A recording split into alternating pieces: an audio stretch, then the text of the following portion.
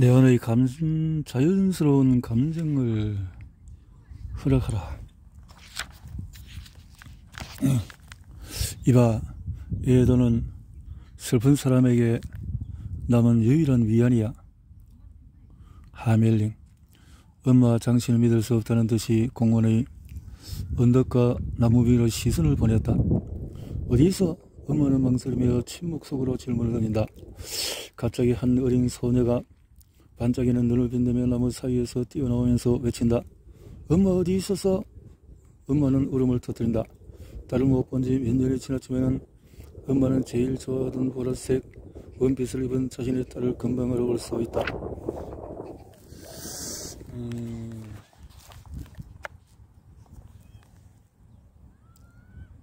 엄마도 보고 싶어서 우리 나연이. 엄마는 무릎을 꿇고 양팔을 뻗어서 딸의 머리를 쓰다듬으려는 동작을 취한다. 그 순간 공원과 주위 풍경, 나연이가 마법처럼 사라져버린다.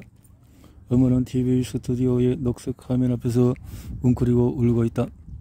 가상현실 안경을 쓰고 센서와 와이어가 연결되어 있는 장갑을 낀 채 우리 모두는 현실로 돌아왔고, 어린 나연이는 3년 전의 실감을 세상을 떠났다는 사실을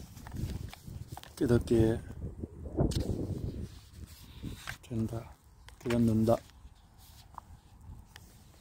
다큐멘터리 프로그램 너를 만났다를 위해서 MBC는 나연에게 디지털 복제 인간이라는 새로운 삶을 돌려주기 위한 장기 프로젝트를 실행했다. 그래야 컴퓨터에 의해서 나연이는 엄마가 묘사한 그대로의 모습으로 되살아났다. 머리카락이 바람에 날리고 원피스 옷자락이 아이의 움직임에 따라서 완벽하게 조화를 이뤄 흔들리며 엄마는 촉각 센서가 달려있는 장갑을 통해서 아이를 만지는 순간에 감촉을 느낄 수가 있다. 두 사람은 공원을 달리면서 예전처럼 즐겁게 놀다가 나연이의 생일을 축하해준다. 마지막에 생동감 넘치는 표정으로 딸이 웃으며 엄마에게 하얀 꽃을 건넨다. 엄마, 이제 아무것도 날 힘들게 하지 않을 거예요. 나연이는 차분하게 말하며 잔디밭에 누워서 편안하게 잠든다. 2020년 초에 전 세계인이 지켜보았던 이들의 이야기는 온라인에서 엄청난 화제를 일으켰다. 많은 사람이 이들을 지지했지만 아이를 잃은 엄마가 슬픔을 다루는 방식을 두고 여러 의견이 오갔다. 이런 식의 재회는 엄마에게 오히려 해로우며 심지어 우울증으로 이어질 수 있다는 경고의 목소리도 나왔다. 또 어떤 사람들은 상실을 극복하고 아이를 보내주어야 한다고 조언하기도 했다. 적은 아이를 만나는 엄마의 이야기는 눈물로 우리의 목을 베게 하는 한편 모두가 한마디씩 의견을 보태게 했다. 어떤 이들은 슬픔을 컴퓨터 세상으로 옮기는 것이 무례하다고 말했다. 장시머니의 이야기와 이에 대한 여론은 우리 사회가 사랑하는 사람과의 사회에서 어떤 행동을 해야 하는지에 대해 특정한 고정관념을 가지고 있다는 사실을 보여준다. 나도 비슷한 경험을 했다. 내 가장 친한 친구 중 하나인 조나단은 몇 년 전에 여동생과 아버지를 잇따라 잃었다. 얼마 지나지 않아서 우리는 다시 파티에서 만나 같이 캠핑을 하고 밤에 수영을 했다. 나는 친구가 우는 모습도 절망하는 모습도 보지를 못했다.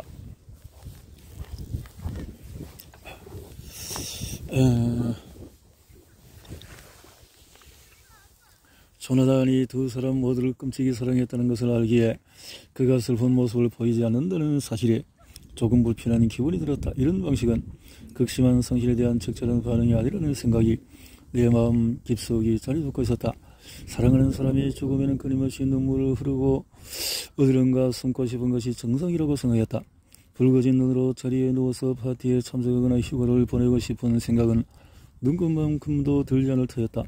나는 조나단을 이해하려고 애쓰거나 진짜 속마음이었던지 물어보지 않았다. 그저 조나단이 별탈 없이 지낸 것 같아서 은근히 안도했다.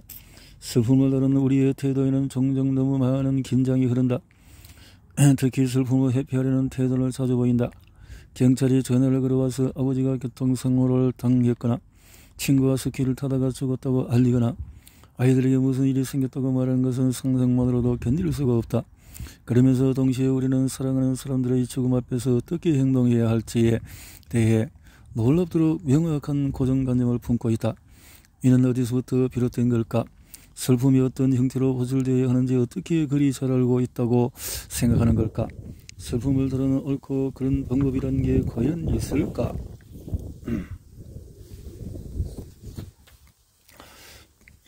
초기에 죽음은 우리 일상생활의 일부였다. 20세기 초에 유럽에서는 전염병과 전쟁이 명의를 떨쳤다. 생활은 고달팠고 의료시설은 형편없었다. 총수염에 걸리기만 해도 높은 데서 떨어지기만 해도 죽었고 산역열로 죽는 일도 흔했다. 18세기 유럽 부모들은 평균적으로 태어난 아이 중에서 서너 명은 어릴 때 잃었다. 사람들은 어린 시절부터 다양한 죽음의 얼굴을 마주했다. 죽음으로 인한 상실은 물론 오늘날만큼이나 고통스러웠겠지만 그때는 조금 의미가 달랐다. 개인적인 비극의 의미가 덜했던 것이다. 게다가 사람들 대부분의 마음속에는 신앙이 깊이 뿌리내리고 있어서 사후세계를 믿었다. 또한 사후의식이 살아있는 이들에게 안정감을 주었다. 2020년 초에 이라크 북부에 있는 샤니다르 동굴 깊숙한 곳에서 인류 초기에 애도의식을 거행한 증거가 발굴되었다. 지하에서 7년만 전의 것으로 추정되는 네안데르탈인의 유골이 발견되었는데 이 유골은 샤니다르 제트로 불리었다. 샤니다르 제트는 수천 년 전의 그의 장례식에 참석한 이들에게 무척 소중한 사람이었을 것이다. 유골의 자세만 보더라도 알 수가 있다. 머리는 왼쪽을 향하고 한 손은 머리에, 오른쪽 볼뚝은 가슴에 올려져 있었으며 삼각형 모양의 돌을 머리에 얹은 채 누워 있었다. 의연히 만들어진 자세가 아니라 매장 절차의 결과인 것이다. 이러한 애도의식은 수많은 문화권에서 찾아볼 수 있다. 고대 이집트에서는 죽은 사람을 방부 처리해서 미래로 만들었고 미아인들은 죽은 사람을 붉은색으로 염색하고 천으로 감쌌다. 불교권에서는 살아있는 사람들의 슬픔을 표현하기 위해서 유족들이 흰옷을 입는다. 유대교 신자들은 장례식이 끝난 후 7일 동안의 집에 머무른다. 이슬람교 신자들은 사망한 즉 메카를 자주 오는 영혼은 무덤에 관도 없이 곧바로 매장되지만 기독교에서는 마지막 안식처로 유골 단지와 관을 준비하는 것이 원칙이다. 간트는 기도회에서 고인에게 작별 인사를 하고 마지막으로 장례식 전체를 통해서 고인에 대한 이야기를 나누며 살아남은 사람들 삶은 계속된다는 신호를 주고받는다. 가톨릭 교회에서는 고인이 사망한 지 40일째 이에 애도의식을 치르러 교회에 모이며 개신교에서는 매년 11월 영월의 일요일에 고인의 묘소를 찾는다. 과거에 가까운 친인척은 전통적으로 1년 동안 검은 옷을 입었는데 회색이나 흰색도 살짝 들어갈 수 있다는 매우 정교한 규정도 있었다. 세상 사람들에게 애도의 모습을 보여주기 위한 의도였다. 이 세상 모든 사람이 애도의 기간에 의식을 치름으로써 삶의 방향성을 찾으려 해왔다. 하지만 계명주의 시대 이후로 종교의 전통은 지속적으로 그 중요성을 상실했다. 과학적인 진보가 죽음을 운명으로 대하는 방식으로 바꿔놓았다. 이제 온갖 기술이 죽음을 미루는데 동원되고 있다. 심장박동 조절기나 화학요법, 줄기세포 이식과 같은 방법은 죽음으로부터 일시적으로 탈출할 수 있는 수많은 방편 중의 일부일 뿐이다.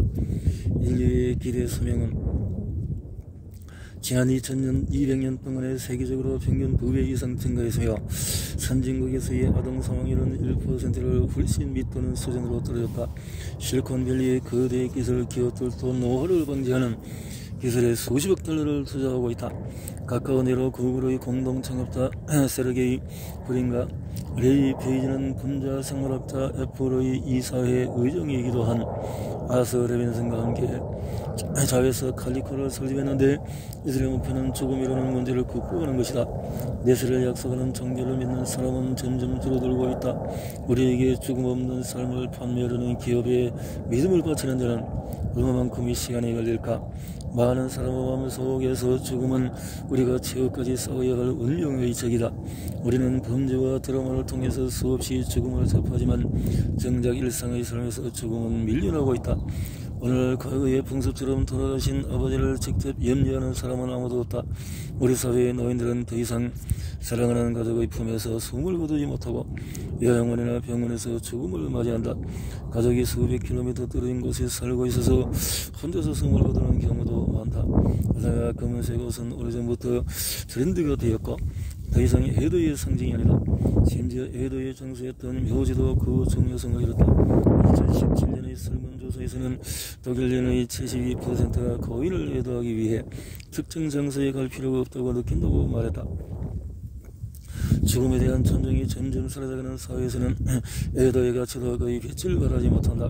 그래 우리는 애도의 시간을 충분히 갖지 못한 채 삶을 지수해 나가야 한다. 이제 유족들은 며칠 후에는 멀쩡하게 일을 시작하고 당연하게도 아이들과 살림을 돌본다. 슬픔을 억제하고 예전처럼 삶을 지속하며 미래에 집중해야 한다. 가까운 친인척이 사망할 경우 고용주는 보통 3, 4일의 특별 휴가를 준다. 이보다 더 많은 시간이 필요하다면 따로 휴가를 내야 한다. 삶의 일부분은 애들을 위한 자리는 거의 남아있지 않으며 상실에 대한 자연스러운 반응이 하루빨리 치유되어야 할 질병으로 바뀌어버린 것이다. 우리 사회는 애도하는 사람들에 대해서는 특정한 모습을 기대한다. 처음에는 고통스러운 모습을 보이는 것도 당연하다. 사랑하는 사람이 죽은 직후에 사람들이 모인 자리에서 웃는 사람은 너무 빨리 재혼하는 사람처럼 사회에서 이해받지 못한다. 이토록 개방적이고 현대적이며 종교의식이나 교회의 설교로부터 자유로운 우리가 애도의 형식에 대해서는 여전히 편협한 생각에 빠져 있는 것이다.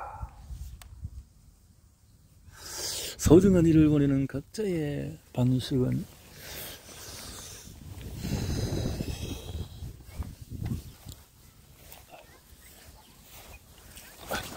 소중한 사람을 보내는 각자의 방식.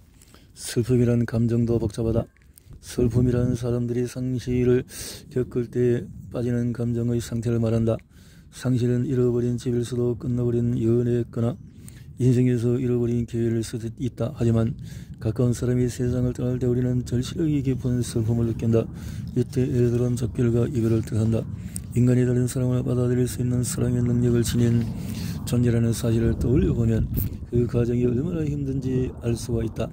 떠난 사람에 대한 사랑은 상실과 함께 곧바로 사라지는 것이 아니므로 죽음이라는 경험을 우리는 도저히 쉽게 받아들일 수가 없다. 우리는 세상을 떠나는 사람뿐만 아니라 그 사람 없이 살아가야 하는 나 자신의 미래까지 같이 슬퍼한다.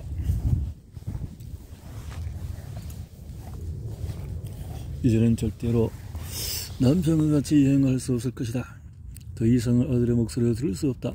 다시는 엄마가 만들어준 애플파이의 맛을 볼 수 없다. 이런 생각들은 상상만으로 견딜 수 없고 너무나 강렬해서 그 고통을 역사적으로 느낄 수 있을 정도다. 그래야 그 고통은 우리의 잠을 방해하고 배고픔을 잊게 하며 두통이나 다른 질병들을 유발한다. 물론 이 모든 것은 슬픔의 자연스러운 반응일 수 있다. 위에서 이야기한 다른 모든 감정과 마찬가지로 슬픔도 우리 몸을 움켜쥐고 엄청난 에너지를 요구하지만 그럼에도 우리는 계속해서 삶의 기능을 다해야 한다. 해야 할 일이 얼마나 많은지 놀라울 지경이다. 장례식도 준비해야 하고 관청에서 서류를 쳐도 해결해야 하며 은행에서 위임장도 작성해야 한다. 이렇게 정신없이 바쁘게 지내다 보면 어느 날 차분해지는 듯도 하지만 한편으로 정신이 마비되고 압도되기도 한다. 또한 고인의 사망으로 인해서 재정적인 결과를 감당하기 위해 상속에 대한 의사결정을 내리고 가족의 경제적인 상황을 다시 정리하면서 애기지 않게 사라져버린 소득을 채울 궁리를 해야 한다. 이 과정에서 슬픔에 더해서 분노와 두려움 또는 죄책감과 수치심이 동반되는 것은 흔한 일이다. 왜 우리에게 이런 일이 일어났을까? 앞으로 어떻게 해야 할까? 내가 조심했더라면 이런 재앙은 피할 수 있지 않았을까? 슬픔을 다루는 데 신앙이나 전통적인 의식의 그 중요성을 잃어버리면서 새로운 접근을 위한 공간이 열렸다. 그 빈 공간을 곧 영성과 간섭을 넘어선 해답을 약속하는 과학이 채우기 시작했다. 이 모든 것은 1917년에 그전에 들어본 적이 없는 하나의 단어로 시작이 되었다. 정신분석의 창시자인 지그문드 프로이트는 그 해의 슬픔과 우울함에 대한 논문을 한 편 발표했다. 프로이트에 따르면 우리 모두는 관계에 많은 에너지를 투자한다. 그 관계가 죽음으로 끝나버리면 그만큼의 에너지가 부족해진다. 따라서 과거와 똑같은 삶을 지속하는 것이 불가능하다. 애들을 속히 마무리해야 하는 것은 바로 그 때문이다. 그러기 위해서는 무엇이 필요할까? 프로이트에 따르면 우리는 슬픔의 잔해 밑에서 살아갈 에너지를 찾기 위해서 고인에 대한 기억을 살사시 더듬어야 한다. 이것이 슬픔을 건강하게 마무리짓고 자유롭고 금기 없이 살기 위한 유일한 방법이다. 상실로 인한 슬픔을 충분히 다루지 못한 사람은 자신의 감정을 억누르고 의가방으로 필연적으로 부정적인 결과를 초래하게 된다. 이런 과정을 브라이트는 해도 작업이라고 부른다. 슬픔이라는 감정을 다루는 것을 하나의 일로 본다는 생각은 우리 인간을 안심시킨다. 호모 사피엔스는 문제 해결사이기 때문이다. 밤이 추운가? 불을 지피면 된다. 위험한 배터리야? 항생제를 개발하면 된다. 인간은 문제 해결에 대한 집착이 강해서 다가오는 모든 어려움을 일일이 해결해야 할 과제로 여기는 경향이 있다. 브라이트의 애도 작업이라는 개념도 바로 여기에 기반을 둔 것이다. 이는 그야말로 단순한 개념이다. 우리가 슬픔을 해결해야 할 문제로 인식한다면 약간의 작업을 통해서 슬픔을 다시 통제할 수 있다는 것이다. 이 메시지는 널리 퍼졌고 전 세계의 연구자들이 프로이트의 개념을 받아들이고 더욱 발전시켰다. 그들 중에서 한 명이 정신과 의사인 엘리자베스 커블러로스다. 1970년대에 출간된 죽음에 관한 저서에서 그는 전 세계적으로 유명해진 5단계 애도라는 공식을 처음 제시했다. 슬픔이라는 주제를 다루는데 여전히 유효한 공식이다. 모든 유족이 겪어야 할 첫 번째 단계는 진실을 마주하고 싶지 않은 마음인데 이는 곧 두 번째 단계인 분노의 감정으로 바뀐다. 그 다음으로 세 번째 단계인 협상의 시기가 찾아오며 이 시기가 지나면 네 번째 단계인 우울이 찾아오고 이 모든 것을 거쳐서 마지막이자 다섯 번째 단계인 죽음을 인정하는 단계로 나아가게 된다.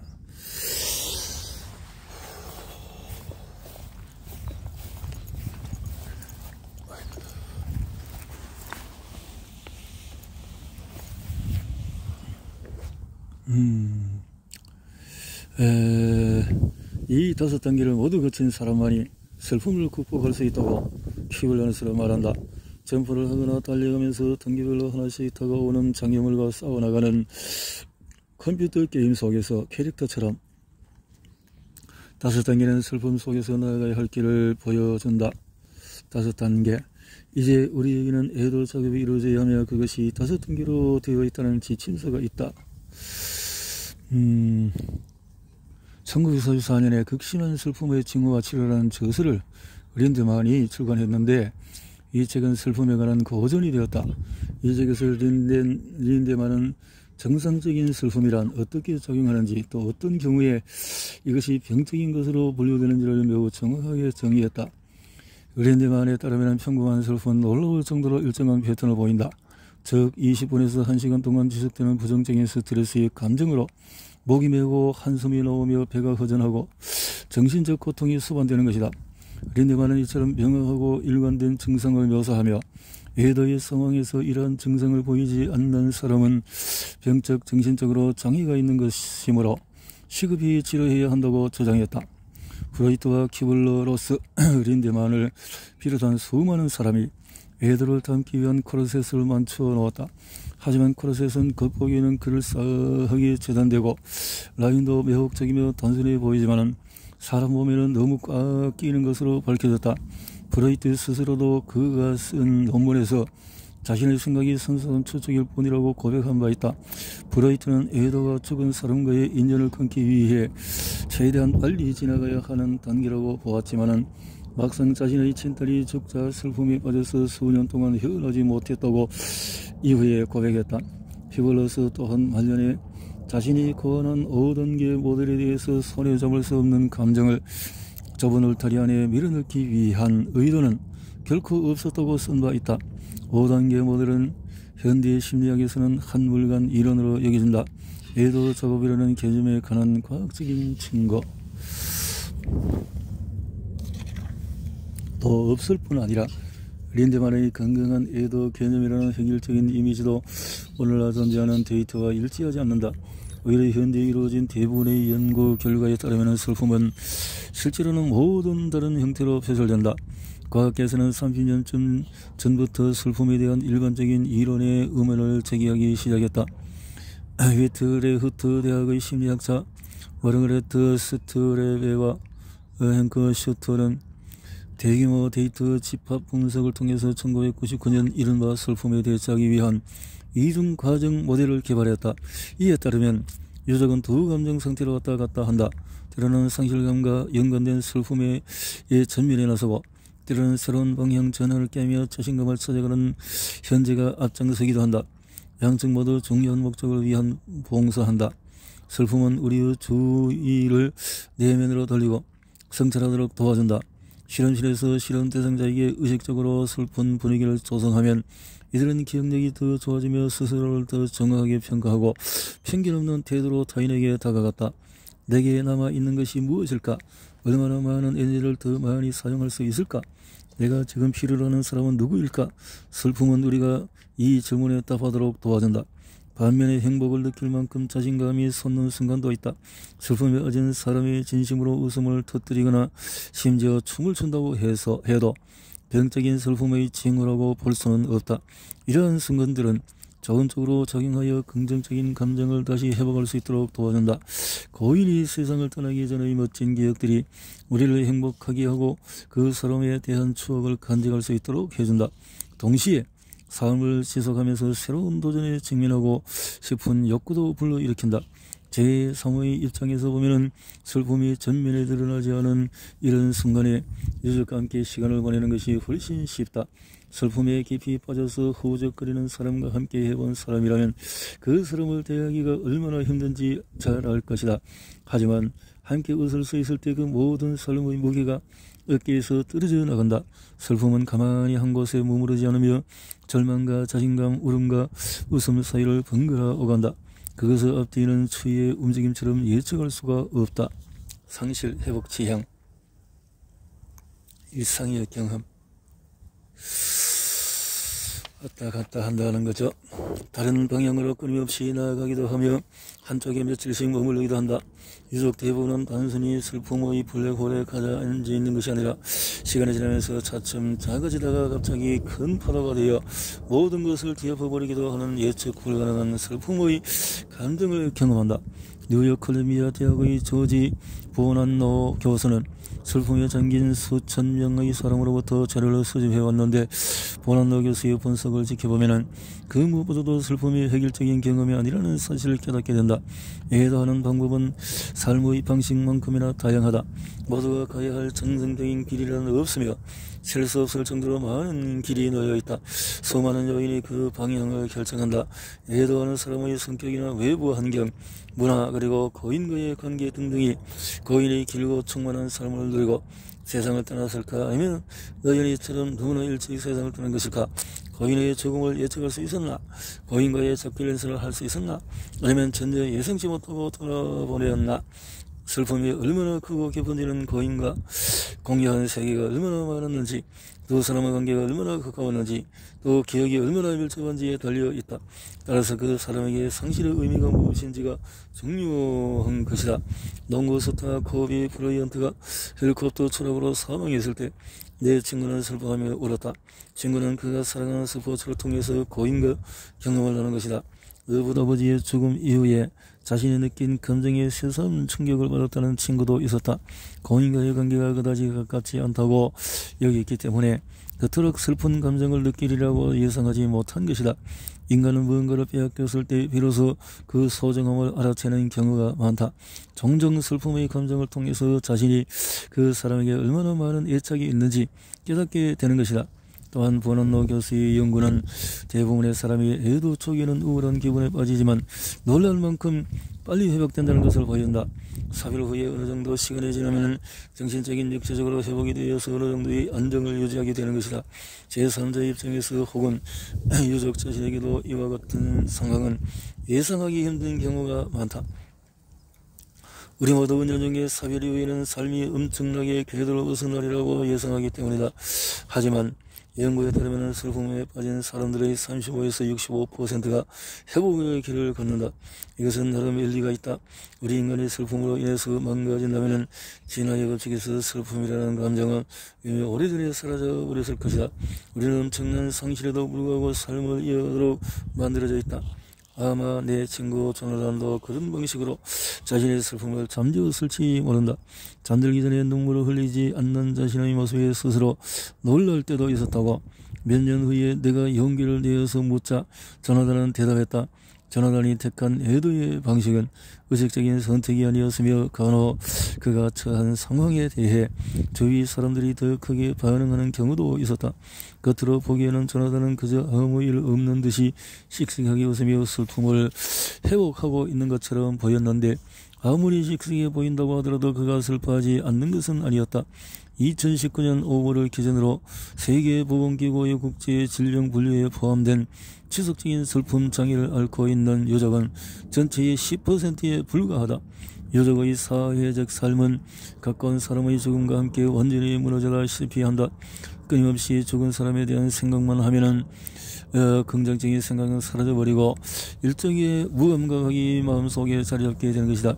세계보건기구에 따르면 그 기간은 원하나 상황에 따라서 다를 수 있지만 이 고통 속에서 헤어나지 못하는 상태는 적어도 6개월은 이어진다. 따라서 애도하는 사람의 정신적인 건강이 의심되므로 치료를 받아야 하는 시점을 결정하는 일은 여전히 모호하다. 이 문제는 과학계에서 오랫동안 논의되어 왔다. 확실한 것은 상실을 슬퍼하는 상태가 정신질환으로 이어질 수 있으며 이로 인해서 전문가의 도움과 치료가 필요할 수 있다는 것이다. 최근 연구는 근본적으로 고인과 관계를 끊으려는 목표를 가진 프로이트식 애도 작업의 의문을 제기한다. 한 사람과의 관계에 대한 기억은 우리 뇌에 단단히 뿌리내리고 있다. 많은 유족이 죽음 이후에 고인과의 인연을 끊어야 할 필요성을 느끼지 못한다고 말한다. 이는 프로이트가 딸이 세상을 떠난 후에 겪었던 감정과 전혀 다르지가 않다. 우리는 종종 언젠가는 극복해야지와 같은 말을 하곤 하는데 그 말은 틀렸다. 시간이 모든 상처를 저절로 어물게 하는 것은 아니기 때문이다. 사랑하는 사람을 슬픔은 완전히 끝날 수 없고 끝나서도 안 된다. 그 상실은 흉터처럼 남는다. 비록 치유되었다가 그래도 어느 날 그 고통이 다시 밀려오기도 한다. 늘 함께 듣던 노래가 라디오에서 나오거나 지난 봄에 그 사람이 씨앗을 뿌린 정원의 꽃을 피면은 아픔도 파도처럼 밀려온다. 조나단도 아직까지 상실의 고통에 시달린다. 그는 아버지가 길을 건너는 꿈을 꾸다가 깨어나서는 생생한 고통을 느낀다고 나에게 토로했다. 슬픔. 오래전 슬픔은 사람이 피를 하는 순간에 사람들의 숨을 먹게 하는 일종의 코르셋이었다. 코르셋의 버클을 조이는 일이 애도 작업인데 이는 정상적으로 애도 작업을 하지 않는 것에 대해 두려움 때문에 일정 기간 애도를 하는 것을 의미했다. 슬픔은 유족의 것이지 규범의 것이 아니기 때문에 궁극적으로 중요한 것은 슬픔이라는 주제에 마음을 열고 그 안의 공간을 발견하는 것이다. 내 친구는 슬픔에 대해서 나와 이야기하는 것이 좋겠다고 말했다. 하지만 빠르게 흘러가는 시간 속에서 자유롭게 우리의 감정을 이야기할 수 있는 순간이 쉽게 오지는 않는다. 이를 위해서 우리는 노력해야 한다. 슬픔에 대한 각자의 생각은 경험에 따라 다를 수 있다는 것을 기억하자. 이것을 잘 이해하고 있으면 어느 날 슬픔이 밀려올 때 감정을 어떻게 다뤄야 할지를 이 압박감에 덜 시달릴 수가 있다. 사랑하는 사람이 떠난 후 몰려드는 슬픔의 해결책은 없다. 그 사람에 대한 그리움은 어쩔 수가 없다. 슬픔은 해결하거나 다루는 것이 아니라 느끼는 것이다. 어떤 길로 가고는 지름길은 없다. 어느 쪽이든 감정이 내 발길을 따라붙게 되어 있다. 나는 슬픔과 사랑 사이에 많은 공통점이 있다고 믿는다. 죽음 뒤의 슬픔은 살아있는 동안의 한 사랑의 대가다. 두 감정 모두 미래의 계획이나 소망과는 상관없이 우리를 습격한다. 사랑하는 사람의 죽음은 사랑을 주고받았던 딱 그만큼의 흔적을 남긴다. 흔적을 남긴다는 것은 좋은 일이며 위로가 된다. 그 사람의 일부가 나의 미래에도 계속 살아가는 것을 의미하기 때문이다. 물론 상실 후에 내 삶은 예전과 같지가 않다. 그러므로 상실을 극복하는 것이 아니라 상실과 함께 살아가는 것이 중요하다. 우리의 감정은 결코 틀린 것이 아니다. 그러니 자기 자신이 느끼는 감정에 코르셋을 씌우지 말자. 이는 슬픔과 사랑을 비롯해 우리가 느끼는 크고 작은 모든 감정을 다루는 데에도 적용될 수가 있다.